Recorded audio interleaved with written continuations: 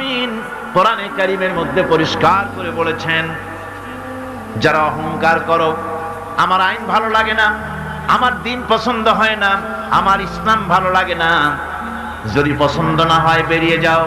ইয়া মা'শারাল জিন্নি ওয়াল ইনসি in ইসতাতা'তুম আন তানফুযু মিন আকতারিস সামাওয়াতি ওয়াল আরদ ফানফুযু লা তানফুযুনা ইল্লা বিসুলতান।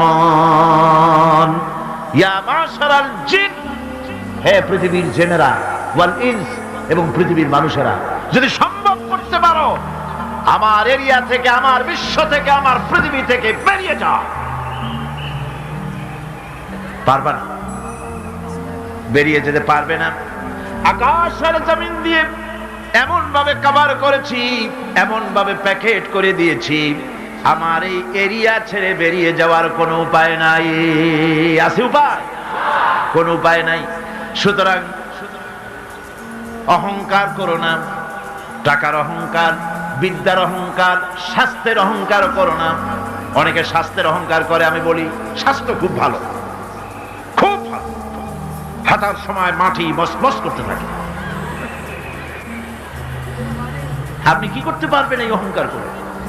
আল্লাহ পাক বলছেন, ওয়ালা তামশি ফিল আরদি মারহান ইন্নাকা লান তাখরিকাল আরদা ওয়া লান তাবলুগাল জিবালা তুলা।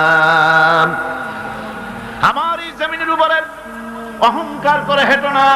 তুমি তোমার পায়ের আঘাত দিয়ে আমার জমিনটাকে ধসায় দিতে পারবে না, আর অহংকার করে তুমি পাহাড়ের উচ্চতাও ছাড়াই যেতে পারবে না। সুতরাং অহংকার করো না। আল্লাহ পাক অহংকারীকে পছন্দ করেন না। অহংকার করা আল্লাহ নিষেধ করে দিলেন।